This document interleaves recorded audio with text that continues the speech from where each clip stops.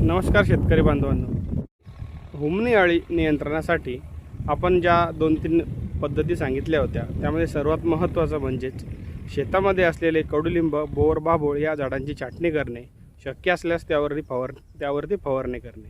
जेव्हा पहिला पाऊस पडतो, पाऊस पडल्यानंतर जमिनीमध्ये असलेले कोश अवस्थेतील हुमणी अळी ही भुंगेरी अवस्थेमध्ये जाते व या झाडांवरती उपजीविका करते।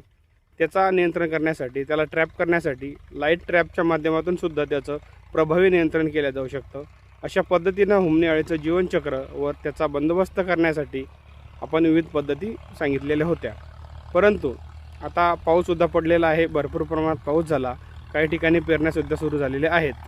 तर पेरण्या सुरू झाल्या असतील आणि आपण या अगोदर सांगितल्या पद्धतीनं दोन्ही पद्धती जर आपण करू शकलो नाही तर हुमणी अळी नियंत्रणासाठी अजूनही आपली वेळ गेलेली नाही। आपल्या हातामध्ये अजूनही एक पद्धत आहे। ती पद्धत म्हणजेच ज्या वेळेस आपण पेरणी करतोय त्यामध्ये जो खताचा आपण बेसल डोस टाकतो, त्या खतामध्ये दाणेदार कीटकनाशक टाकून जर आपण आपली पेरणी केली तर निश्चितच हुमणी अळीच्या भुंग्यांनी जे काही अंडे घातले असतील ते अंडे जमिनीमध्ये आहे त्या पद्धतीत नष्ट होऊ शकतात।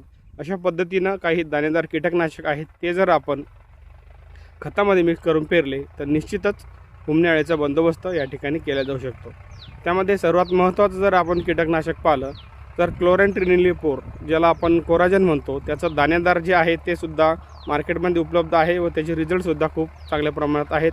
त्याचबरोबर कार्ट्रॅप हायड्रोक्लोराइड 0.4%, फिप्रोनिल याचेसुद्धा रिझल्ट चांगले आहे। मार्केटमध्ये कार्ट्रॅप हायड्रोक्लोराइड प्लस फिप्रोनिल एक एक्झोटिका या नावाने विलवर्ड कंपनीचं दाणेदार कीटकनाशक आहे, त्याचे रिझल्ट खूप सुंदर आहेत। ते जर आपण कीटकनाशक खतामध्ये मिक्स करून टाकलं तर निश्चितच हुमणी अळीचा बंदोबस्त होतो आहे। आज माझ्या स्वतःच्या शेतामध्ये आपण पेरणी केलेली आहे। पेरणी आपण व्हिडिओमध्ये बघतोय, ट्रॅक्टरच्या माध्यमातून ट्रॅक्टरच्या थ्रू आपण पेरणी केली।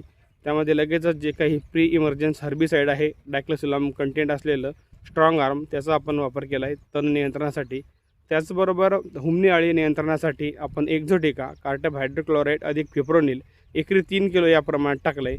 अधिक दुसरं जे आहे कोरोमंडल कंपनीचं सिकॅरिओ नावाचं एकरी 4 किलो क्लोरेंट्रिनिलिप्रोल कंटेंट असलेलं ते सुद्धा आपण टाकतोय, ते आपण व्हिडिओमध्ये पाहतच आहात।